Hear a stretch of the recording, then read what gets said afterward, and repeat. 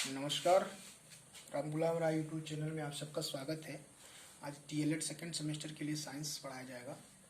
Previous video में आपको सूर्य और ग्रहों के बारे में और चंद्र ग्रहण, सूर्य ग्रहण, उसके बाद से आपके इसरो के बारे में, स्पेस एंड स्पेस कमीशन के बारे में तमाम इस चीज़ों के अध्ययन किया गया था, पढ़ा गया था।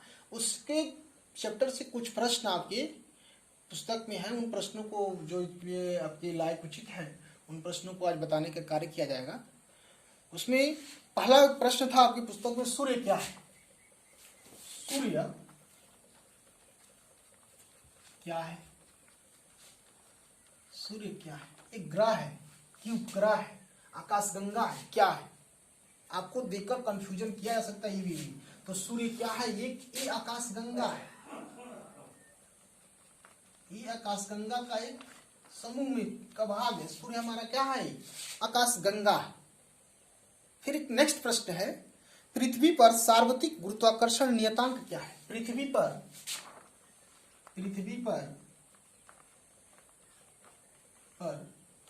सार्वत्रिक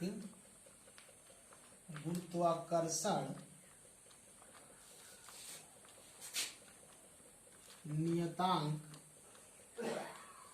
बताना है। पृथ्वी पर सार्वत्रिक गुरुत्वाकर्षण नियतांक क्या है? इसका मान होता है 6.67 × 10⁻⁻11 न्यूटन मीटर स्क्वायर पर KG square. Newton metre square पर केजी स्क्वायर। ये कहाँ से आता है? ये न्यूटन के दिया गया डेरिवेशन है। इन्होंने बताया किसी भी पिंड पे लगने वाला बल, किसी दो पिंडों के बीच लगने वाला बल, उनके द्रव्यमान के गुणनफल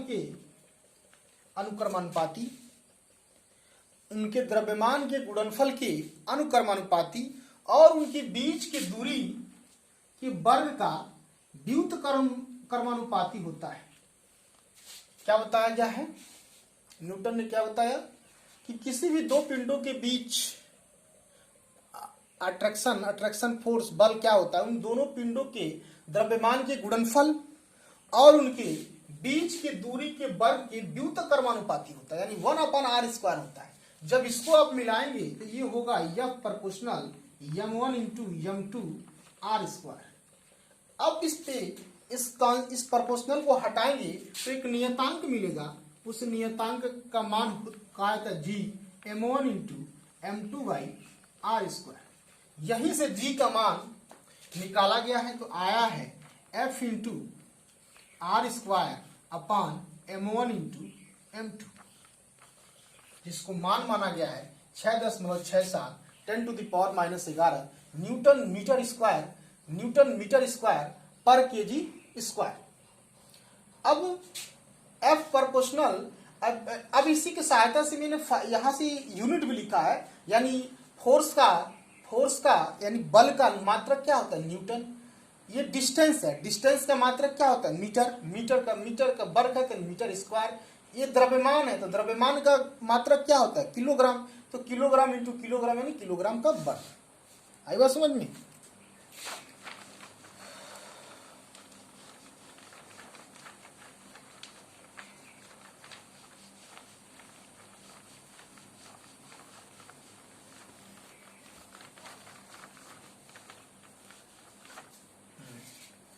अब इसके बाद से है, किस ग्रह को हम बौने ग्रह कहते हैं? किस ग्रह को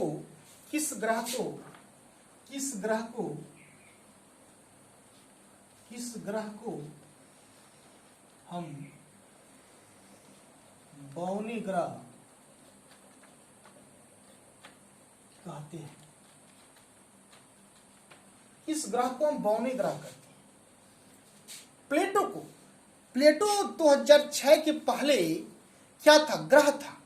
जब 2006 में अंतर्राष्ट्रीय खगोलीय संघ के प्राग सम्मेलन में निर्णय लिया गया, उसमें क्या हुआ कि प्लेटो क्या हुआ, ये ग्रह का नियम का पालन नहीं किया। ग्रह के जो शर्त थे उनको पालन नहीं किया, उनको खंडन करने लगा। यानी ग्रह के नियम क्या है? वो सूर्य की परिक्रमा करे, उनका गोल स्वरूप हो, वो किसी अन्य उनके अंदर कुछ, उनके ऊपर कोई दूसरे ग्रह का छाया ना हो, इन तीनों कंडीशनों को हमारा प्लेटो नहीं पालन कर रहा था, जिनका कक्ष भी वृत्ताकार नहीं होना और वरुण के कक्ष को काटना, इन कारणों से हमें अंतर्राष्ट्रीय खगोलीय संघ ने प्लेटो को बौने ग्रह की श्रेणी में हटा दिया, बौने ग्रह की श्रेणी में कर दिया, ग्रहों से हटाकर। उसके बाद ग्रहों की संख्या 9 से 8 हो गई। यानी किस ग्रह को हम बौने ग्रह कहते हैं? उत्तर होगा प्लेटो। इसके बाद से है प्लेटो। इसके बाद से है आपका हमारे सौरमंडल में कितने ग्रह हैं? तो हमारे सौरमंडल में ग्रहों की संख्या वर्तमान में क्या है भैया? 8 है। कौन कौन है? बुध, शुक्र, पृथ्वी, मंगल, बृहस्पति, शनि, अरुण और वरुण। इस समय हमारे ग्रहों की संख्या क्या है? 8 है। फिर इसके बाद से आगे प्रश्न है, पृथ्वी को सूर्य की परिक्रमा करने में कितना समय लगता है? पृथ्वी को सूर्य की परिक्रमा करने में कितना समय लगता है? पृथ्वी को सूर्य की परिक्रमा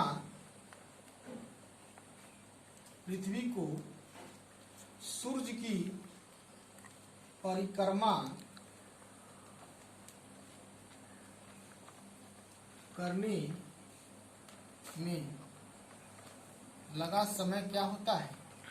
365 दिन 5 घंटा 48 मिनट 46 सेकंड। पृथ्वी को सूर्य की परिक्रमा करने में 365 दिन 5 घंटा 48 मिनट 46 सेकंड का समय लगता है। इसको हम कहते हैं लगभग 365 दिन 6 घंटा। यही 6 घंटा क्या करता है आपका? हर 4 वर्ष में ये 24 घंटा हो जाता है और आपका एक दिन क्या करता है? आपका बढ़ जाता है दिन और आपका वो सत्र क्या हो जाता है? 366 दिन का हो जाता है। फिर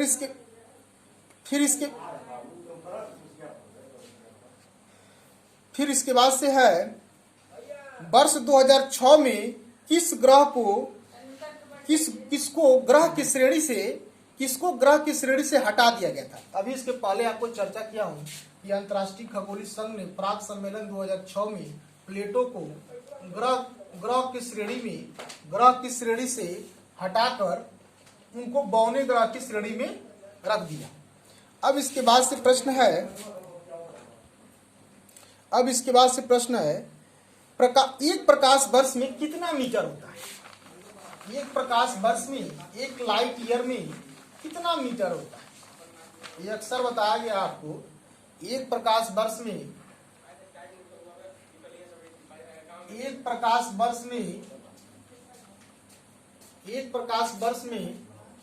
9.46 इंटू 10⁻15 मीटर होता है।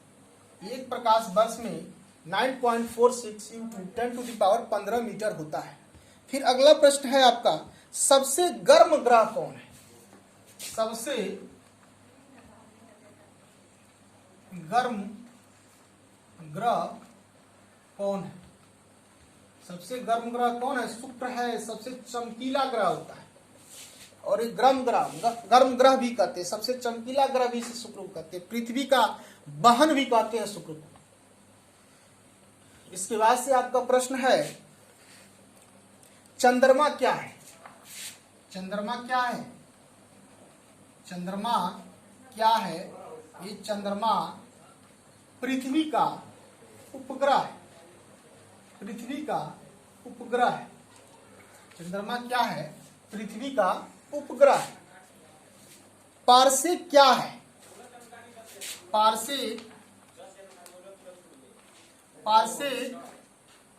पारसेक ये दूरी मापने का मात्रक है। इसको बड़े दूरी, जब खगोलीय दूरी मापा जाता है तो पारसेक में मापा जाता है। ये दूरी का मात्रक होता है। आई बात समझ में? अब इसके बाद से सूर्य का सबसे, अब इसके बाद से प्रश्न है, सूर्य का सबसे नजदीक ग्रह कौन है?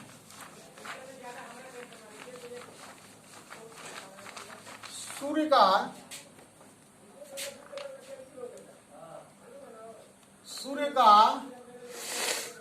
सबसे नजदीक ग्रह कौन है?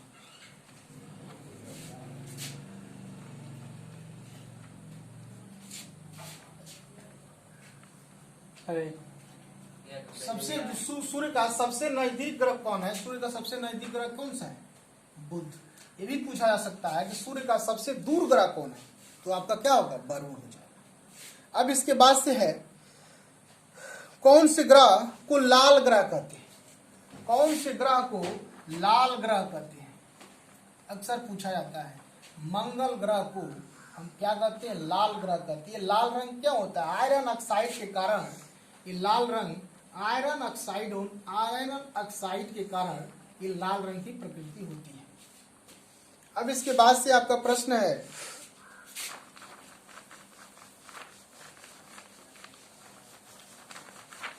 स्पेस एंड स्पेस कमीशन की स्थापना, स्पेस एंड स्पेस कमीशन की स्थापना 1972 में हुआ था। स्पेस एंड स्पेस कमीशन की स्थापना कब हुई थी? 1972 में हुई थी। अब इसके बाद से है, इसरो का पूरा नाम लिखिए। इसरो क्या होगा?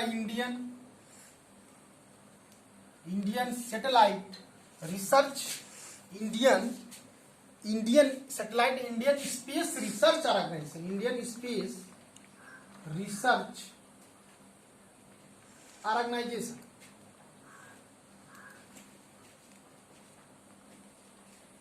इस चैप्टर के मुख्य प्रश्नों को आपको बताया गया है। शायद आपसे उम्मीद किया जा रहा है कि जो प्रश्न आपके हैं वो अपने पुस्तक से पढ़ के उस चीज़ को अध्ययन करने का प्रयास करिएगा। अब इसके बाद आपको नेक्स्ट चैप्टर में मिलेंगे। बहुत बहुत धन्यवाद। नमस्कार।